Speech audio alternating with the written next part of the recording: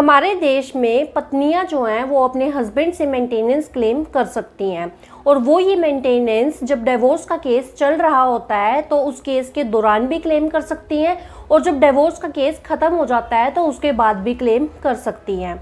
और ये एक हस्बैंड की लीगल लायबिलिटी बनती है कि वो अपनी वाइफ को मेंटेन करे। ऐसे में हस्बैंड वाइफ के मैटर में कोर्ट में अक्सर ये कन्फ्यूजन होती है, ये डाउट आ जाता है कि आखिर वाइफ को कितना मेंटेनेंस दिया जाए। इसको लेकर ऑनरेबल सुप्रीम कोर्ट की टाइम टू टाइम बहुत सारी जजमेंट्स आई हैं जिसमें ऑनरेबल सुप्रीम कोर्ट ने बताया है कि वाइफ की मेंटेनेंस किस बेसिस पर डिसाइड होगी। ऐसा ही कुछ रजनीश वर्सेस नेहा के केस में ऑनरेबल सुप्रीम कोर्ट ने डिटेल्ड गाइडलाइंस दी हैं, पैरामीटर्स दिए हैं जिसके बेसिस पे एक वाइफ की मेंटेनेंस को डिसाइड किया जाना चाहिए। जैसे कि वाइफ की इनकम कितनी है, वाइफ अर्निंग है या नहीं है, पति की इनकम कितनी है और जो पति है उसके ऊपर कितने डिपेंडेंट हैं और इसके साथ साथ जो पति है उसके पास कितनी प्रॉपर्टीज़ हैं और जो वाइफ है वो कितनी एजुकेटेड है, वो अर्न कर सकती है या नहीं कर सकती है, दोनों हस्बैंड वाइफ का शादी के बाद स्टैंडर्ड ऑफ लिविंग क्या था। तो ये कुछ सारे फैक्टर्स जो हैं वो कोर्ट कंसीडर करती है जिसके बेसिस पे एक वाइफ की जो मेंटेनेंस है वो डिसाइड की जाती है। तो friends, recently honourable supreme court में वाइफ के मेंटेनेंस को लेकर एक बहुत ही इंपॉर्टेंट लैंडमार्क जजमेंट आई है जिसमें ऑनरेबल सुप्रीम कोर्ट ने बताया है कि एक वाइफ की मेंटेनेंस कैसे डिसाइड की जाएगी। तो इस वीडियो को शुरू से एंड तक ज़रूर देखें क्योंकि ये वीडियो आपके काफ़ी काम आ सकती है। तो फ्रेंड्स, मैं हूँ एडवोकेट ज्योति और आप देख रहे हैं हमारा चैनल लीगल स्टोर हाउस। अगर आपने हमारे चैनल को अभी तक सब्सक्राइब नहीं किया है तो चैनल को सब्सक्राइब कर लें और नीचे दिए गए बेल आइकन को भी ऑन कर लें क्योंकि लॉ से रिलेटेड ऐसी इंपॉर्टेंट इन्फॉर्मेशन हम आपके लिए लेके आते रहते हैं। तो फ्रेंड्स, बिना किसी देरी के शुरू करते हैं आज की इस वीडियो को। तो फ्रेंड्स, इस केस में एक हस्बैंड जो है वो अपनी वाइफ के ऊपर डिवोर्स का केस फाइल करता है, वो डिवोर्स की पिटीशन फाइल करता है। जिसके बाद अक्सर ऐसा केसेस में जहाँ पे हस्बैंड डिवोर्स का केस फाइल करता है तो जो वाइफ है वो मेंटेनेंस क्लेम करती है।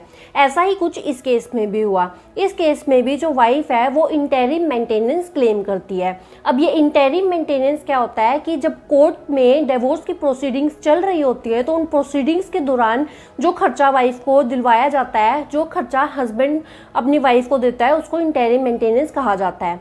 तो जो वाइफ है वो इंटरिम मेंटेनेंस की एप्लीकेशन कोर्ट में लगाती है और यहाँ पे वाइफ का ये कहना होता है कि मेरा हस्बैंड जो है वो एक डॉक्टर है, वो एक कार्डियोलॉजिस्ट है और उसकी अच्छी खासी इनकम है और इसके अलावा उसके पास और रेंटल प्रॉपर्टीज़ भी हैं, तो मुझे जो है अपने हस्बैंड से मेंटेनेंस दिलाई जाए। और जो वाइफ है वो 2.5 लाख रुपए अपने हस्बैंड से मेंटेनेंस क्लेम करती है।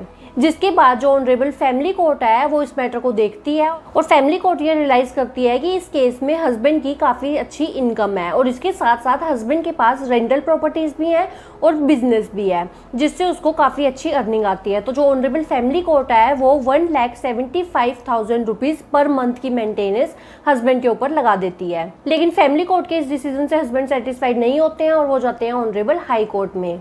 अब यहाँ पे ऑनरेबल हाई कोर्ट का कहना होता है कि 1,75,000 रुपीज़ पर मंथ जो मेंटेनेंस है वो बहुत ही ज़्यादा है और जो ऑनरेबल हाई कोर्ट है वो उसको घटाकर 80,000 रुपीज़ पर मंथ कर देती है। लेकिन जो वाइफ है वो ऑनरेबल हाई कोर्ट के इस डिसीजन से सेटिस्फाइड नहीं होती और वाइफ का कहना होता है कि इतने कम पैसों में मेरा गुजारा और मेरा खर्चा नहीं चलेगा, इसलिए वो अपील फाइल करती है ऑनरेबल सुप्रीम कोर्ट में। अब यहाँ पे ऑनरेबल सुप्रीम कोर्ट का कहना होता है कि यहाँ पे हाई कोर्ट ने बहुत ही इंपॉर्टेंट एविडेंसेस को इग्नोर किया है और यहाँ पे ऑनरेबल हाई कोर्ट ने बहुत बड़ी गलती की है। जो इन फैमिली कोर्ट ने ऑर्डर दिया था 1,75,000 मेंटेनेंस देने का, उसको रिड्यूस करके 80,000 करने में, क्योंकि यहाँ पे ऑनरेबल हाई कोर्ट ने बहुत ही इंपॉर्टेंट एविडेंसेस हस्बैंड की इनकम को लेकर इग्नोर किए हैं। और यहाँ पे ऑनरेबल हाई कोर्ट ने हस्बैंड के सिर्फ 2 सोर्सेज ऑफ इनकम देखे हैं जिसमें से 1,25,000 तो उसकी अर्निंग है, जो उसको सैलरी मिलती है एज अ कार्डियोलॉजिस्ट क्योंकि वो एक डॉक्टर है। और इसके अलावा ऑनरेबल हाई कोर्ट ने सिर्फ एक प्रॉपर्टी कंसीडर की है जो कि जॉइंट प्रॉपर्टी है उस हस्बैंड और उसकी मदर की, और उस प्रॉपर्टी का जो रेंट आता है वो दोनों में हाफ हाफ डिवाइड होता है। लेकिन यहीं पर ऑनरेबल हाई कोर्ट ने बहुत बड़ी गलती की है। यहाँ पे ऑनरेबल सुप्रीम कोर्ट ने ये रियलाइज़ किया कि हस्बैंड के सिर्फ 2 सोर्सेज ऑफ इनकम नहीं है। एक तो उसकी एज अर्निंग आती है एज अ कार्डियोलॉजिस्ट जो कि 1,25,000 है। इसके अलावा जो रेंटल प्रॉपर्टी है वो भी इसके पास एक नहीं है, इसके अलावा भी और भी प्रॉपर्टीज़ है जहाँ से हस्बैंड को रेंट आता है।